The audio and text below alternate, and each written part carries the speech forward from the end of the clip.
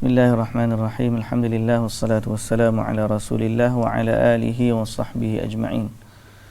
Rabbi syrah li sadri wa yassir li amri wa hlul 'uqdatan min lisani yafqahu qawli, amma ba'du. Muslimin dan muslimat yang dirahmati Allah Subhanahu wa taala sekalian. Hari ini kita baca dari surah Taubah, bermula dari ayat 94. أعوذ بالله من الشيطان الرجيم بسم الله الرحمن الرحيم يعتذرون إليكم إذا رجعتم إليهم قل لا تعتذروا لن نؤمن لكم قد نبأنا الله من أخباركم وسيرى الله عملكم ورسوله ثم تردون إلى عالم الغيب والشهادة فينبئكم بما كنتم تعملون سيحلفون بالله لكم إذا انقلبتم إليهم لتعرضوا عنهم فأعرضوا عنهم إنهم رجس ومأواهم جهنم جزاء بما كانوا يكسبون يحلفون لكم لترضوا عنهم فإن ترضوا عنهم فإن الله لا يرضى عن القوم الفاسقين الأعراب أشد كفرا ونفاقا وأجدر ألا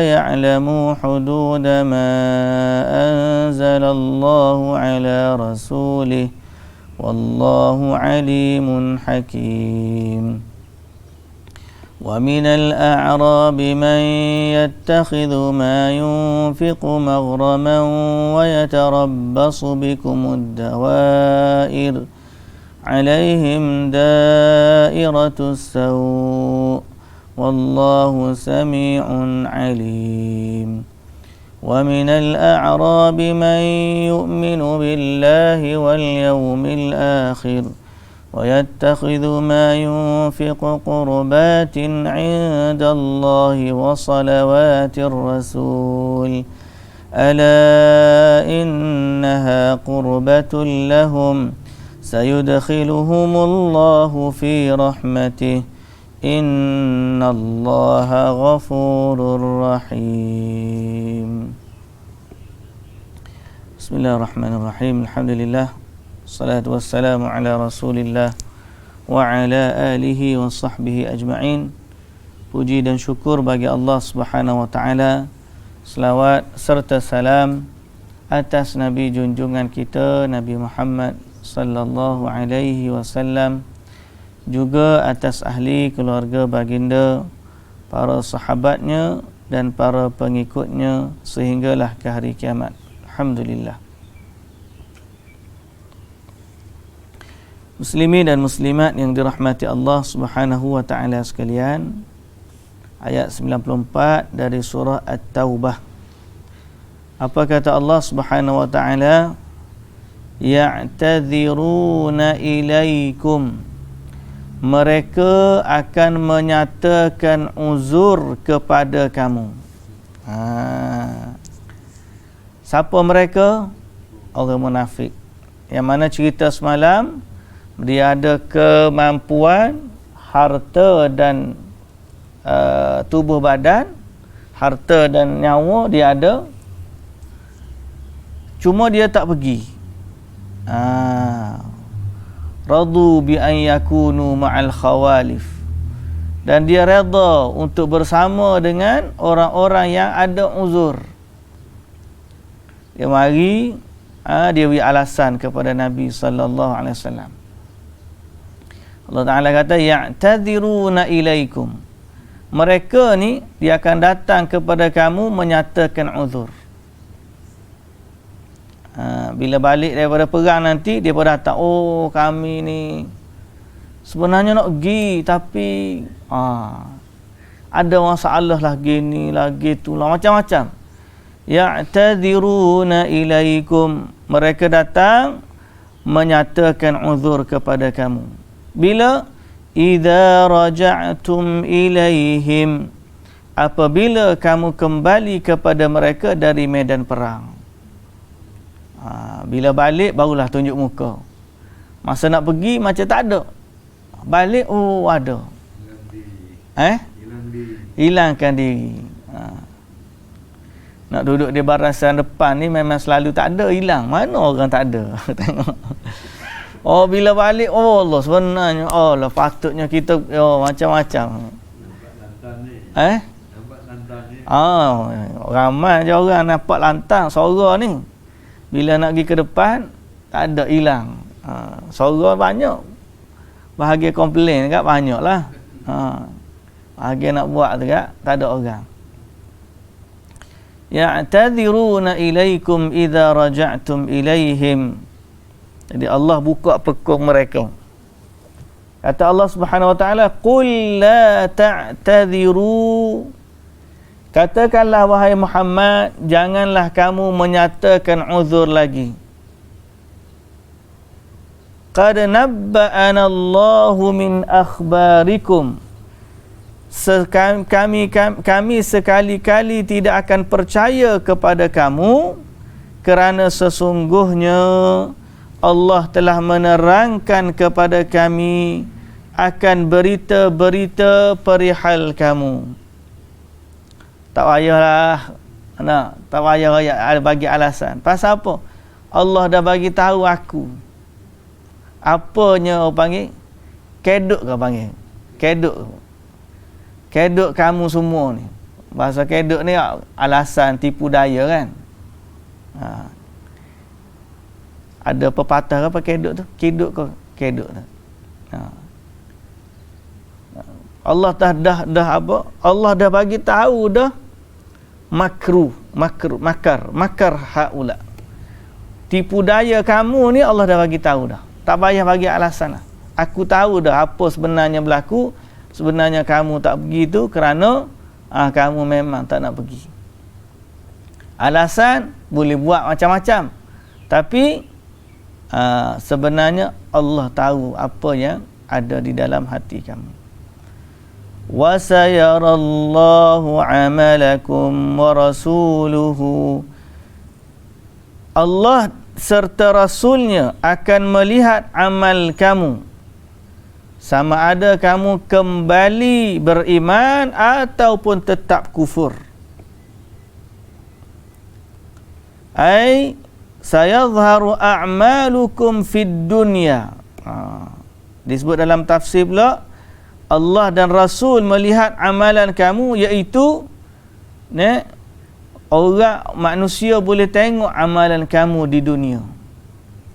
Thumma turadduna ila alimil ghaibi wasyahadah, kemudian kamu akan dikembalikan kepada Allah yang Maha mengetahui perkara-perkara ghaib dan nyata, yakni untuk kamu menerima balasan. Fayunabbi'ukum thumma turadduna ila alimil ghaibi wasyahadah fayunabbi'ukum bima kuntum ta'malun, maka dia akan menyatakan kepada kamu apa yang telah kamu kerjakan. Jadi Allah Subhanahu wa taala Allah Taala tahu belaka apa yang kamu lakukan, dan kamu semua akan kembali kepada dia nanti. Baik. Jadi Allah Subhanahu wa taala menyatakan kepada Nabi sallallahu alaihi wasallam akan tipu daya orang munafik. Tak payah tipulah, kerana Allah Maha tahu. Dan kalau pun Allah tak tahu, manusia tak tahu, tapi yang ni manusia tahu. Allah bagi tahu dah Nabi. Kalau pun tak tahu, kamu tetap akan kembali kepada Allah yang Maha mengetahui yang gaib lagi yang nyata. Kemudian Allah Subhanahu wa taala kata apa? Sayahlifuna billahi lakum, dan mereka akan bersumpah dengan nama Allah kepada kamu, kepada kamu apabila kamu kembali kepada mereka, sayahlifuna billahi lakum idza qalabtum ilaihim litu'ridu anhum, supaya kamu berpaling dari mereka, yakni tidak menempelak mereka. Dia akan datang bersumpah pada kamu, minta maaf, atau bukan minta maaf, bagi keuzuran, supaya kamu berpaling daripada mereka. Supaya kamu berpaling daripada mereka. Fa'aridu anhum. Allah Ta'ala kata, oleh itu berpalinglah daripada mereka. Okay? Berpaling ni maksud apa? Kalau kita faham sini, fala tu'ambi'uhum, fala tu'ambi'u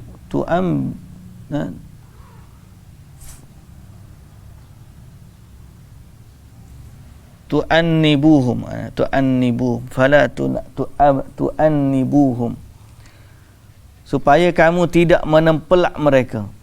Allah Ta'ala kata, fa'aridu anhum, oleh itu berpalinglah daripada mereka. Tak payah cara.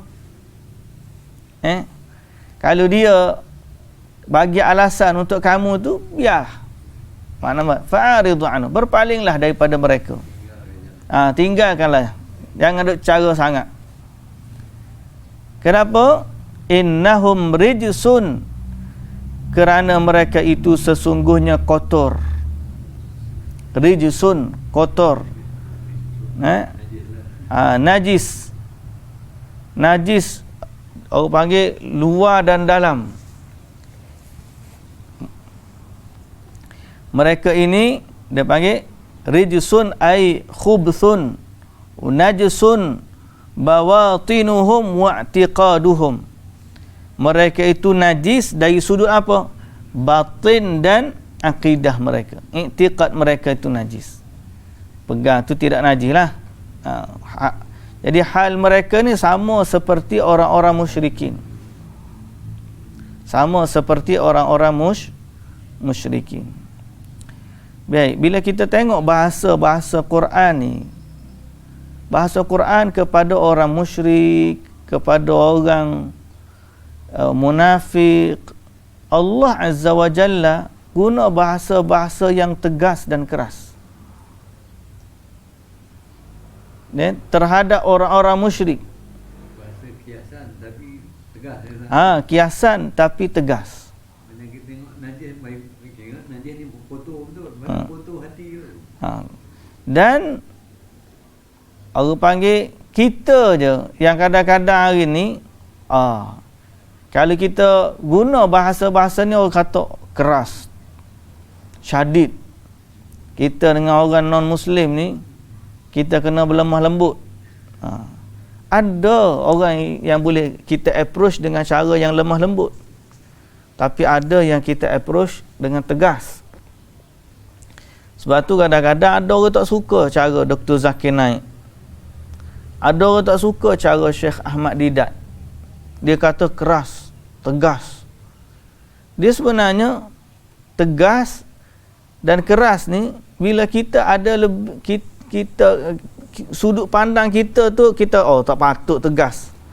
Bila kita ada terlebih empati terhadap orang-orang musyrik. Sebab apa? Sebab kita melihat dari sudut manusiawi. Kita melihat pada kacamata kita sebagai manusia. Kita lupa bahawa mereka bukan melanggar hak manusia. Mereka sedang melanggar hak Tuhan pencipta sekalian makhluk. Jadi kita dengan dia, kita rasa gelembung pasal apa? Kita tak rasa dia langgar hak kita. Sebab kita berhukum dengan manusiawi. Manusiawi dia tak ada masalah. Boleh jadi dia jiran kita, manusiawi. Dia baik pada belanja kita makan, manusiawi. Hukum manusiawi dia tak ada masalah. Jadi kita pun lemah lembutlah dengan dia dalam hukum manusiawi. Okey, betul, tak ada masalah. Allah pun tak larang kita buat baik kepada dia. Tapi jangan sampai kita tak ada ketegasan langsung apabila mereka melakukan perbuatan syirik. Kerana apa? Kerana kita sayang kepada Allah Azza wa Jalla, termasuk kasih sayang kita kepada Allah ialah kita tak suka orang mensyirikkan Allah Subhanahu wa taala. Termasuk kasih sayang kita kepada Allah Azza wa Jalla ialah kita tak suka. Bila kita tengok orang buat syirik, kita rasa tak selesa. Kenapalah dia buat syirik tu? Jangan sampai satu tahap kita hilang sensitiviti terhadap agama. Tak apalah, ikut dia lah. Lakum dinukum waliyadin. Ikut dia lah agama dia. Dia nak buat apa pun. Kadang-kadang ayat Quran tu digunakan pada tempat yang salah. Lakum dinukum waliyadin tu, bagi kamu agama kamu, bagi kami agama kami. Kena tengok ayat tu bukan ayat lembut tu. Cuba tengok awal ayat. Qul ya ayyuhal kafirun la a'budu ma ta'budun. Aku tak akan sembah apa yang kamu sembah. Kamu pun tak sembah apa yang aku sembah. 2 kali Allah Ta'ala sebut, aku tak akan sembah apa yang kamu sembah. Kamu pun tak sembah apa yang kamu sembah. Lakum dinukum waliyadin. Bagi kamu agama kamu, bagi aku agama aku. Tegas. Bukanlah makna tak apalah, ikut dia lah. Kadang-kadang kita ni hilang sensitiviti terhadap agama. Hilang kasih sayang terhadap agama Islam tu sendiri. Kerana apa? Kerana nak meraihkan orang kafir. Hatta sampai satu tahap nak guna istilah kafir pun tak boleh. Kena guna istilah apa? Bukan Islam. Pasal apa? Sebab nak jaga hati orang kafir. Lalu panggil, hey kafir. Tak boleh. Kena panggil dia belum Islam. Dia belum Muslim. Betul lah kalau dia bercakapan tu dalam istilah dia mengharapkan orang tu belum lagi Islam. Tapi orang yang buat kerja dakwah, dia guna istilah belum Islam, dalam masa yang sama dia buat kerja dakwah dia, kita terimalah, sebab dia dalam urusan nak mengajak orang kembali kepada Islam. Tapi yang ni hak tak buat kerja dakwah ni, hak duduk komen je banyak ni, dia lupa ketegasan dalam agama ni patut lebih tegas daripada orang yang melanggar hak-hak manusia. Kalau anak tak pergi sekolah, marah tak? Marah, padahal anak tak pergi sekolah baru. Kalau orang blok parking, Allah, dia punya marah orang blok parking tu. Padahal blok parking je. Terhalanglah kerja dia. Ni hak Allah. Jadi bila kasih sayang kita kepada Allah, kita tak suka Allah Azza wa Jalla ni disyirikkan. Dan kita tak suka bila tengok perbuatan syirik, kita jadi tak selesa.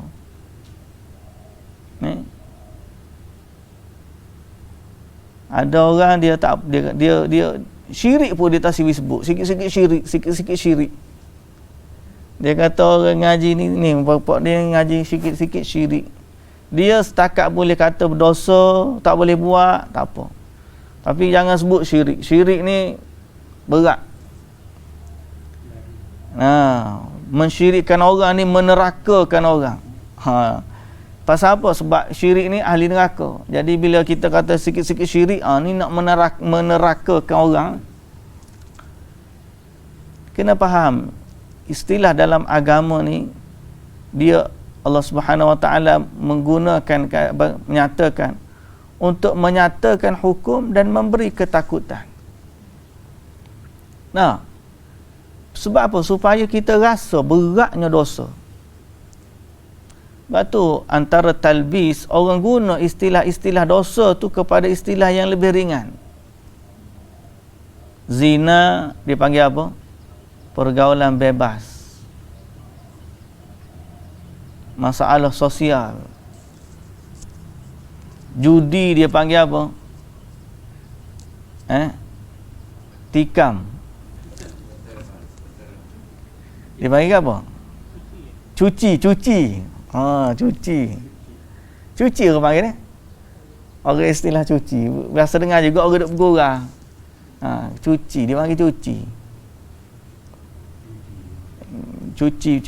Beli nombor tak? Beli nombor cuci tak? Beli mesin. Main mesin, cuci. Cuci dia panggil ni. Allahu Akbar. Cuci gapo tak tahu. Cuci dosa. Kau habislah orang dalam tabung dalam mesin tu. Menang lah. Dia menang. Kalau ada kau pula kita punya. Tu maksud istilah cuci tu. Makna dia kawat habis. Guna istilah-istilah begitu.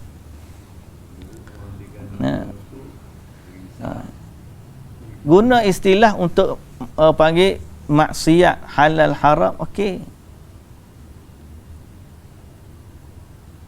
Tapi jangan sampai kita nak buang terma syirik kafir.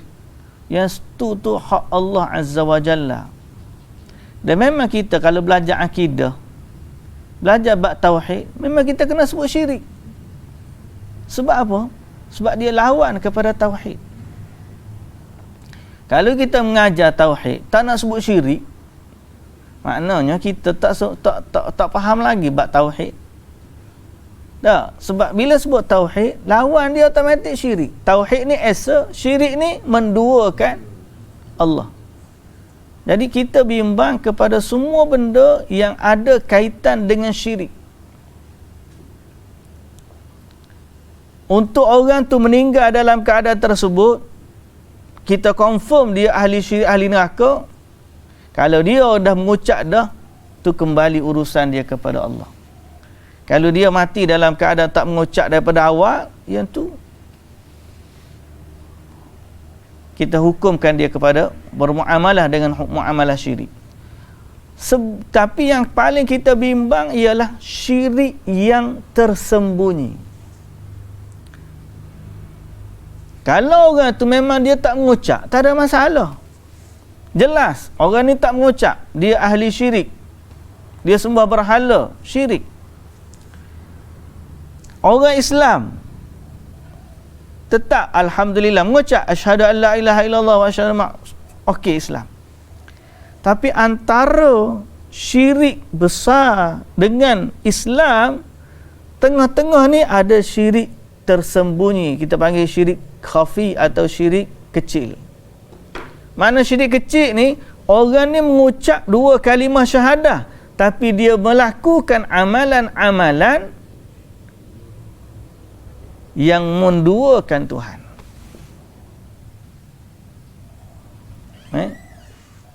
Kita dah sebut dah sebelum daripada ni dalam kuliah kita dulu, ambillah akidahmu kan, bab syirik kecil. Syirik kecil ni dia duduk pada perbuatannya. Syirik kecil ni duduk pada perbuatan. Kalau dia masuk dalam i'tiqad, habis. Perbuatan tu perbuatan syirik. Apa hukum dia? Orang ni bermuamalah, kita bermuamalah dengan dia sebagai muamalah Islam. Kita tak kata dia ni mati tanam kubur Cina, mati tanam tu. Kita masih lagi urusan dia dengan hukum Islam. Kita solat jenazah kepada dia. Sebab kita tak tahu dalam hati dia macam mana. Sebab dia ni zahirnya Islam. Tapi urusan dia kepada Allah Subhanahu wa taala, Allah lebih tahu. Yang ni yang kita takut. Kita takut bila sebut bab syirik. Sebab tu ulama ni dia sangat sensitif dan berhati-hati dalam perkara perbuatan-perbuatan syirik. Kalau orang pergi tawaf di kubur. Tawaf di kubur. Kan? Ada orang kata tawaf tu haram, tak boleh, tapi tidak sampai ke tahap syirik. Ada orang kata tawaf tu syirik. Ya. Jadi kita katakan dua-dua tu kalau nak pakai boleh pakai. Cumanya yang mana lebih selamat? Lebih selamat tak buat. Ada orang share mari video Habib Al-Jufri berdebat dengan seorang tu pasal masalah tawaf di kubur.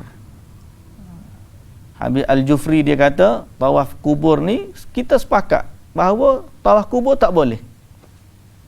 Kamu kata tak boleh, aku kata tak boleh. Masalah dia, aku kata tak boleh tu tak sampai syirik. Tawaf kubur tu orang tu berdosa tapi tidak syirik. Orang Syekh ni kata, pada aku perbuatan tawaf kubur tu adalah syirik. Lepas tu dia kata, ni orang tawaf di kubur tu, dia tak niat pun sembah tuan kubur.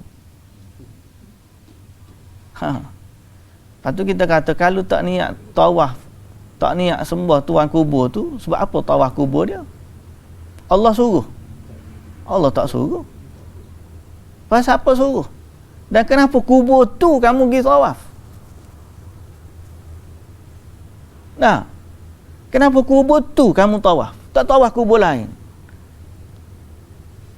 Kalau betul haram, haram dah. Sekarang ni isu dia, kita sepakat, semua haram sepakat.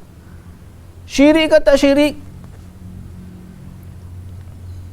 Semua orang sepakat dah. Sekarang ni, sepakat nombor 2, haram pun kita sepakat.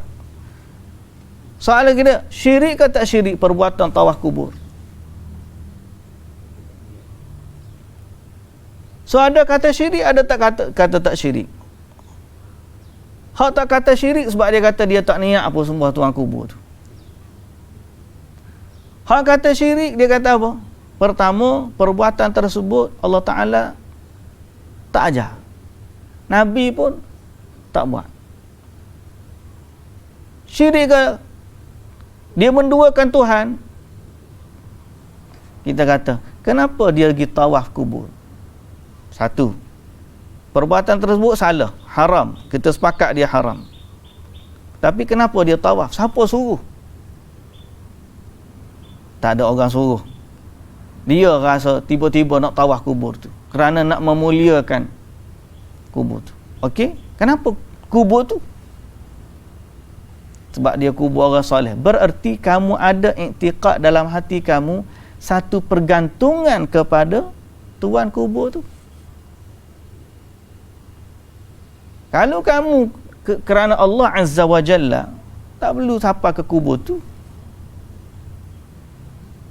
Jadi cerita-cerita gimana ada orang tak suka rupa-rupanya bila kita sebut perkataan syirik. Tawaf kubur syirik. Oh, dia tak nak sebut gitu. Doa kepada mayat, doa minta tolong dengan si mati. Syirik dia tak nak. Dia kena panggil apa? Tawassul.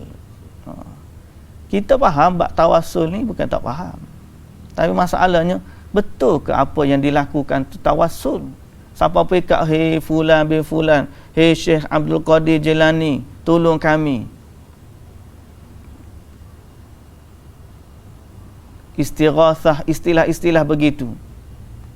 Kalau betul dia dibenarkan, kalau pun khilaf dia kata berlaku tapi dia berada di atas garis dawabit, tak nak keluarkan dia daripada syirik tu, sangat-sangat halus. Batu ahli sunnah dia sangat-sangat berhati-hati.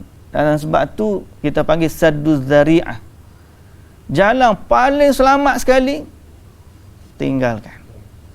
Tak payah. Ni kita dak main dengan akidah umat.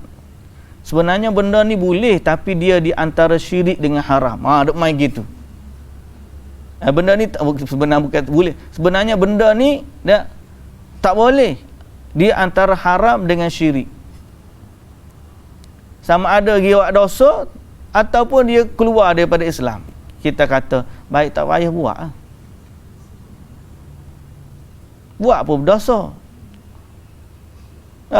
Paling ringan dosa, paling berat syirik. Habis tu tak payah buat langsung.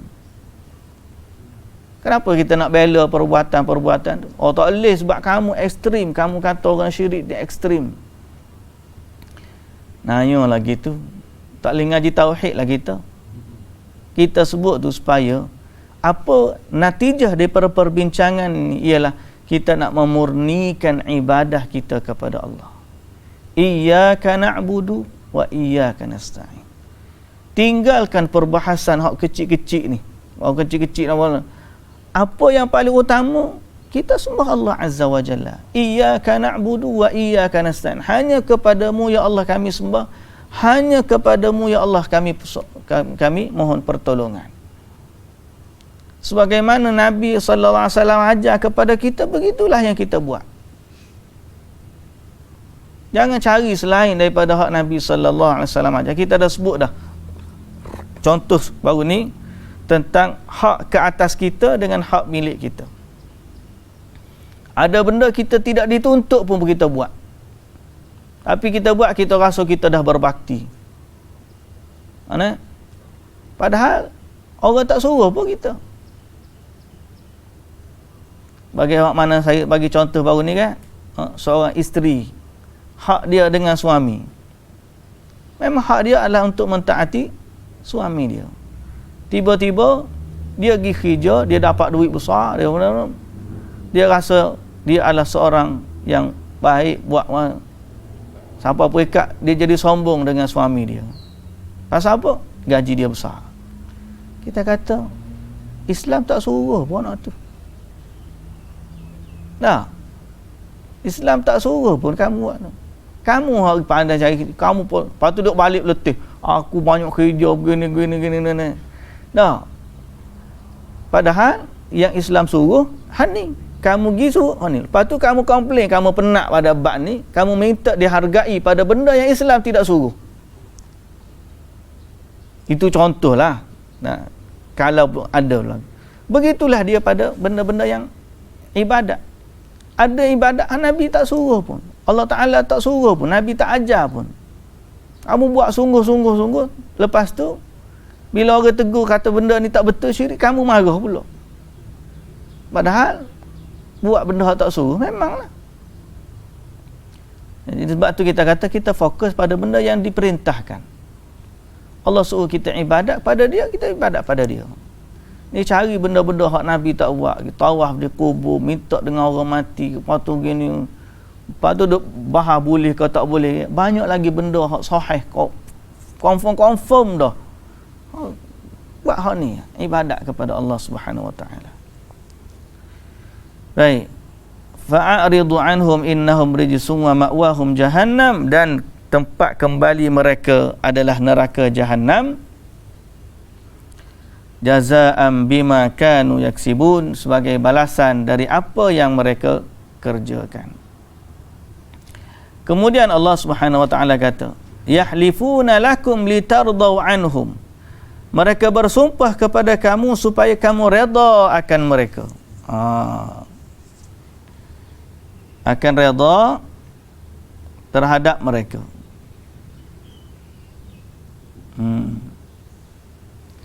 Fa in tardau anhum, kalau kamu redha kepada mereka, fa innallaha la yarda 'anil qaumil fasiqin, sesungguhnya Allah tidak redha akan kaum yang fasik. Maknanya dia datang bagi alasan supaya kamu tak marah kepada dia, supaya kamu tak cara kepada dia, kamu berpaling daripada dia, dan akhirnya kamu redha terhadap mereka. Tak apalah gitu. Allah Ta'ala kata, fa'in tardau anhum, kalaupun kamu redha, maknanya kamu lepaskan dia, kamu tak ambil hukuman pada dia, kamu kata beres. Yang mana Allah Ta'ala kata, sebenarnya Allah yang suruh kepada Nabi ni, lepaslah, biarlah. Fa'aridu anhum, Allah Ta'ala kata, berpalinglah daripada mereka. Dan kemudian ayat yang seterusnya Allah Ta'ala kata, kalaupun kamu redha terhadap mereka, fa innallaha la yarda 'anil qaumil fasiqin, sesungguhnya Allah tidak redha akan kaum yang fasik. Maknanya apa saja alasan yang mereka buat, Kalaupun depan Nabi mereka menangis tunjuk apa semua sehingga akhirnya Nabi sallallahu alaihi wasallam lepaskan mereka dan mereka tidak diambil hukuman sebagainya, maka sesungguhnya Allah tidak akan melepaskan mereka di hari akhirat.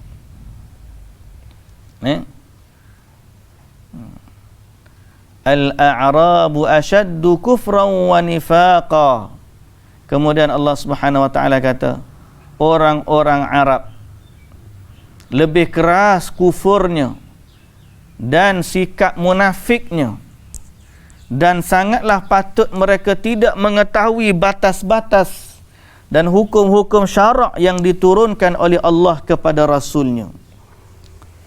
Ayat ini Allah Ta'ala bagi tahu bahawa bukanlah orang Arab ni semuanya kufur, tapi di kalangan orang Arab ada yang kufur, ada yang beriman, ada yang munafik. Orang Arab sama dengan orang bangsa-bangsa lain. Ada orang beriman, ada orang munafik, ada orang kufur. Cuma dalam ayat ni Allah Subhanahu wa taala sebut, tapi kekufuran mereka, kalau dia kufur, dia lebih teruk daripada orang lain.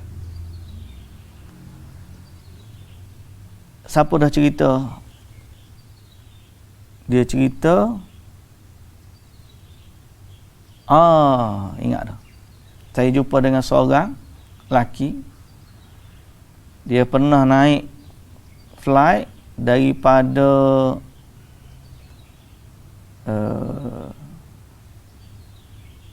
Lebanon ke Egypt, dah ingat dah. Nak balik ke, nak pergi ke Eropah ataupun negara-negara barat lah, dia nak balik. Dia jumpa dengan seorang ni. Dia kata bila tanya orang tu mengaku dia ni bahagian risikan lah, bukan risikan, dia kerja, dia tak kata risikan, dia kerja dengan CIA. Dia orang putih lah, negara Eropah. Dia kerja dengan orang CIA. Dia kerja dengan CIA. Dia bukan perisik lah, dia CIA. Lepas tu dia duduk business class masa tu. Orang Arab tu, orang putih tu siap tanya dia, berapa mu tak minum arak ke apa semua. Dia tak lah. Cuma sepanjang tu dia duduk buah, dia tanya, korek-korek cerita. Lepas tu dia tanya, dia kata kalau orang tangkap peganah tu, semua tu duduk di Guantanamo kat Amerika tu, Guantanamo Bay kan. Dia kata hak teruk-teruk kami tak tahan situ. Kalau hak nak torture, nak gapo, kami akan hantar ke negara Arab. Dia kata apa? Dia katalah wallahu ta'ala alam lah. Saya dengar cerita dia lah. Jadi saya dengar ni orang yang sembang dengan Mak Saleh tu. Dia kata kami tak boleh torture orang sebagaimana dia orang torture. Lagi teruk. Dia kata kalau nak hantar orang-orang pengganah ni, padahal dia sama Islam. Dia kata kita pun tak berani, kita pun tak buat sebagaimana dia torture. Satu. Yang kedua kan dia kan human right kuat sana. Dalam penjara dia pun ada right dia kan. Jadi dia pun tak boleh nak torture kuat-kuat negara dia. Dia mari hantar kepada negara. Dia sebutlah beberapa negara Arab. Yang memang orang terkenal, penjara dia ni penjara dahsyat. Kita masa duduk sana pun dengar dah cerita.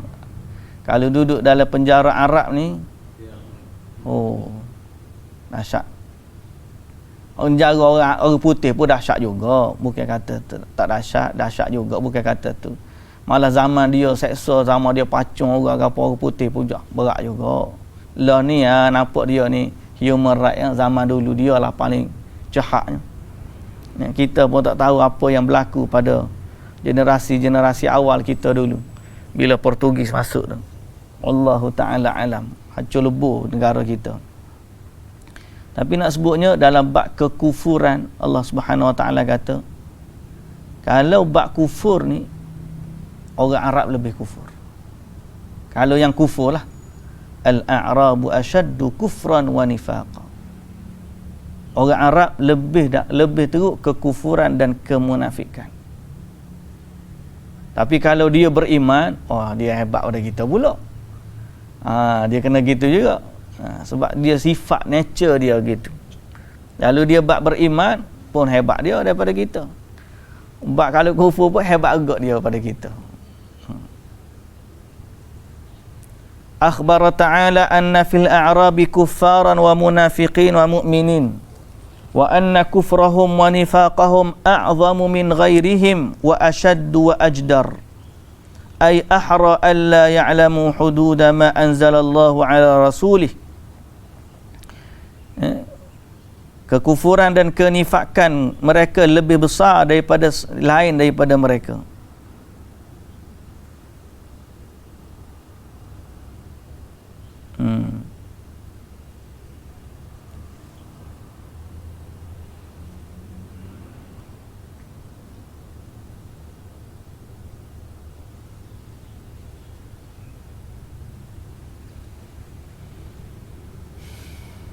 Baik. Sebab tu kadang-kadang kalau balas pelik-pelik keluar.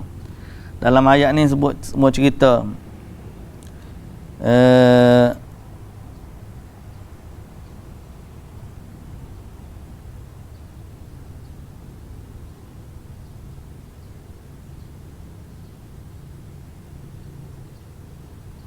Dia sebut siapa perikat dan jalasa Arabi ila Zaid bin Sawhan wa huwa yuhaddithu ashabahu wa kanat yadahu qad usibat yawma nahawan faqala al-a'rabi wallahi inna hadithaka la yu'jibuni inna yadaka la turibuni faqala wa ma yuribuka min yadi innaha shimal faqala al-a'rabi wallahi ma adri al-yaminu yaqta'un aw al-shimal faqala Zaid ibn Sawhan sadaqallahu al-a'rabu ashaddu kufran wa nifaqan wa ajdaru alla ya'lamu hududa ma anzalallahu ala rasuli. Seorang lelaki duk buah-buah dengan sahabat dia, dengan daripada cerita dia, wa huwa yuhaddithu ashabahu, dia pun duk tengah-tengah cerita, tangan dia memang kena potong lah. Pada dalam satu peperangan. Lepas tu dia orang Arab tu kata, hebat sungguh ceritamu, dia tu. Cuma aku tengok tangan tu tak apa percaya mana. Lepas tu faqala Zaid ma yuribuka min yadi innaha shimal. Mu tak tengok ke tangan kiri aku ni. Lepas tu dia berkata, faqala wallahi ma adri al-yaminu yuqta'un aw shimal. Tapi aku tak tahu hak kena potong tu kanan ke kiri. Ceritanya bahawa dalam keadaan benda jelas depan mata pun masih lagi dia boleh tipu. Tak percaya lagi. Gitulah lebih kurang. Tengah-tengah depan mata pun macam orang kata tengok dalam semua tu burung, letak kambing, burung, kambing, lepas tu terbang. Tengok terbang akan terdah burung. Dia kata, biarlah terbang pun, dah aku kata kambing, kambing lah. Maknanya benda jelas dah. Salah ke tak betul ke, tapi dia tetap juga dengan pendirian dia. Kalau dia bergaduh, dia tak akan mengaku sungguh. Dia apa berlaku, dia yang betul. Hak salah pun jadi betul. Tu dah. Tu panggil dahsyat tu. Jadi sebab tu Allah Ta'ala sebut ni. Tapi bukanlah orang Arab yang dimaksudkan ataupun walamma ahda dhalikal a'rabi tilkal hadiyah li Rasulillah sallallahu alaihi wasallam faradda alaihi ad'afaha hatta radiya. Qala qad hamamtu alla aqbala hadiyatan illa min Quraisyin aw Thaqafiyyin aw Ansariyyin aw Dawsiyyin lianna haula kanu yaskununa al-mudun Makkah wal Taifah wal Madinah wal Yaman fahum altafu akhlaqan min al-a'rab lima fi tiba'il a'rabi min al-jafa. Disebut di sini al-Arab di sini terutamanya orang-orang yang badui, bahasa kita lah, badui. Sebab dalam hadis yang diriwayatkan oleh Imam At-Tirmidzi, man sakana al-badiyata jafa wa man ittaba'a as-sayda ghafal wa man ata sultana uftitan. Riwayat Abu Daud. Siapa yang duduk di kampung, Jafa ni jadi keras hati dia. Dia ni tak kacak, tak jumpa dengan orang, duduk dengan gunung, dia jadi keras hati dia.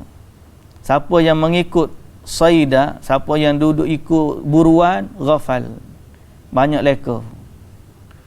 Dan siapa yang mendatangi sultan akan terfitnah. Hadis riwayat Abu Daud, At-Tirmidzi dan An-Nasa'i. Dan apabila ada seorang Arab Badui ni bagi kepada Nabi SAW hadiah, Nabi bagi balik pada dia hadiah sehingga orang tu dia redha. Nabi balas balik.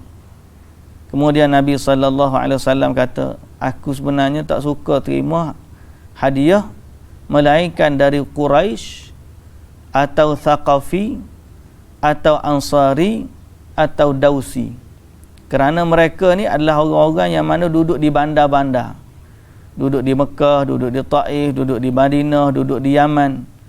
Kerana tabiat mereka yang duduk di bandar lebih lembut, lebih baik akhlaknya pada orang Badui. Jadi sebab tu disebut Al-A'rab di sini merujuk kepada orang-orang Arab yang pedalaman. Tapi sifat tu kadang-kadang duduk bandar pun dia bawa siapa ada jugalah. Dan bukanlah orang panggil dia lebih mulia atau hina daripada kita, cuma tabiat Allah jadikan dia begitu. Tabiat dia tu begitu. Bukan bererti dia lebih hina atau mulia daripada kita, dan bukanlah bererti kita lebih mulia ataupun daripada orang bukan Arab ni loh. Sebab Nabi SAW sebut dalam hadis, tidak ada kelebihan Arab dengan selain Arab. Jadi kita bila dengar ayat ni, oh aku orang Melayu, tidak. Tak, tabiat kita je lembut, tapi kekufuran benda yang sama je. Kufur dia berat, kufur ni, tapi sadar kufur sama-sama. Kufur dia, hukumnya sama. Mungkin kufur kita lebih lembut, tapi nama kufur juga. Betul tak? Jadi kelebihan tu bukanlah pada bangsa, tapi inna akramakum indallahi atqakum. Baik, Allah Subhanahu wa taala kata, wallahu alimun hakim, dan Allah Maha mengetahui lagi Maha bijaksana. Wa minal a'rab, dari kalangan orang Arab, yang munafik itu memandang apa yang mereka belanjakan pada jalan Allah sebagai satu bayaran yang memberatkan, sambil menunggu peredaran zaman yang membawa bala bencana kepada kamu. Atas mereka lah tertimpa bala bencana yang dibawa oleh peredaran zaman yang buruk itu. Dan ingatlah bahawa Allah Maha mendengar lagi Maha mengetahui. Jadi ada di kalangan mereka orang munafik yang mana membelanjakan, dia rasa apa yang dia belanja tu beban, dan dia menunggu-nunggu kebinasaan berlaku terhadap Nabi SAW. Allah Ta'ala kata apa? Mereka lah yang akan ditimpa kebinasaan. Dan daripada kalangan orang Arab juga ada yang beriman kepada Allah dan hari akhirat. Jadi sebab tu kita kata adanya golongan kafir Ada golongan munafik dan ada golongan beriman. Jadi bukanlah kita kata orang Arab tu pukul rata dia ni orang Arab tak betul belaka tak. Orang Arab pun sama dengan orang lain juga. Jadi kadang-kadang kita tengok tu orang Arab tu kat dia serupa dengan kita. Kalau dia ada golongan kafir, munafik, mukmin, kita pun sama juga. Kalau kita ni orang Islam belaka. Ada je orang Melayu walaupun majoriti Islam, tapi ada je orang Melayu yang murtad, bukan Islam. Ada tak Melayu munafik? Ada je. Jadi bangsa ni jangan kita jadikan sebagai ukuran. Jadi Allah Ta'ala kata, wa minal a'rab, dan dari kalangan orang Arab itu ada yang beriman kepada Allah dan hari akhirat dan memandang apa yang mereka dermakan pada jalan Allah itu sebagai amal bakti yang mendampingkan di sisi Allah dan sebagai satu jalan untuk mendapat doa dari Rasulullah sallallahu alaihi wasallam yang membawa rahmat kepada mereka. Ketahuilah, sesungguhnya apa yang mereka dermakan itu adalah menjadi amal bakti bagi mereka yang mendekatkan diri mereka kepada Allah, dan Allah akan masukkan mereka ke dalam rahmatnya. Sesungguhnya Allah Maha Pengampun lagi Maha Mengasihani. Jadi dari kalangan mereka pun ada yang hebat beriman, infak, berjihad dan sebagainya. Jadi semoga Allah Subhanahu Wa Taala jadikan kita dapat pengajaran. Pengajaran apa? Pengajaran ni bangsa ni tak pergi ke mana. Bukan kerana bangsanya kita selamat dari azab Allah. Dan agama tu bukan milik bangsa. Saya kadang-kadang ada cita-cita cuma tak jadi lagi. Nak bagi tahu kepada orang-orang hak Cina ke, orang India ke. Nak bagi tahu, orang Melayu ni banding dengan tok nenek dulu, orang Cina lagi dulu masuk Islam daripada orang Melayu. Mereka Islam dulu. Orang India pun Islam dulu daripada orang Melayu. Sebab kita ada teori Islam datang ke tanah Melayu pertama melalui Cina, dagang Cina. Ada kata berdagang Arab, Yaman. Ada yang kata datang daripada India. Mari daripada sana perdagangan. Sebab kita ni memang tempat perdagangan dunia. Sehari dua hari ni timbul cerita pula macam mana sejarah dulu bila jatuhnya kota Melaka ke Portugis, orang-orang di Eropah nu bergembira. Bergembira sebab apa? Sebab orang kata kalau jatuhnya Melaka, maka jatuhlah Kairah. Arab jatuh. Sebab apa? Sebab timur ni barang-barang perdagangan dan sebagainya, pusat ekonomi pada masa tu duduk kita. Jadi sebelum mereka nak serang kota Mekah, Madinah, dia lumpuhkan dulu supplier dia ni. Ni kita ni supplier kepada besi dunia, rempah ratu dunia, barang-barang. Kita adalah supplier. Dari timur ni kita support orang Arab dulu. Kita bagi dari sudut persenjataan ke apa semua, kita ekspor. Jadi mereka nak serang sana tak boleh. Dia datang serang, kutuhkan kota Melaka dulu. Dia kata kalau kita dapat kuasa ini, secara automatik negara-negara empire Islam ni akan lumpuh sebab sumber dia tak ada. Dan itulah yang berlaku. Bila jatuhnya Melaka, maka rentetan daripada tu jatuh.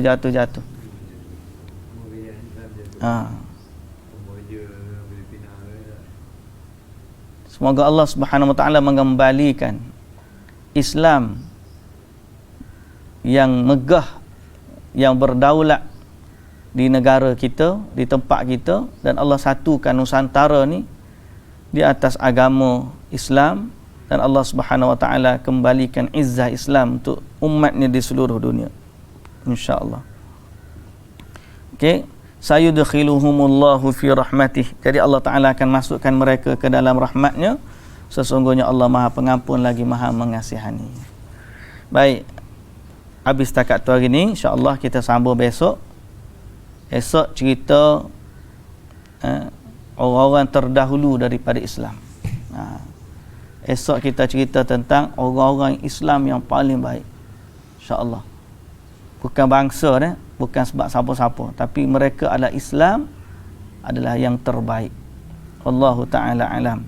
Subhanakallahumma wa bihamdika asyhadu an la ilaha illa anta astaghfiruka wa atubu ilaik. Assalamualaikum warahmatullahi wabarakatuh.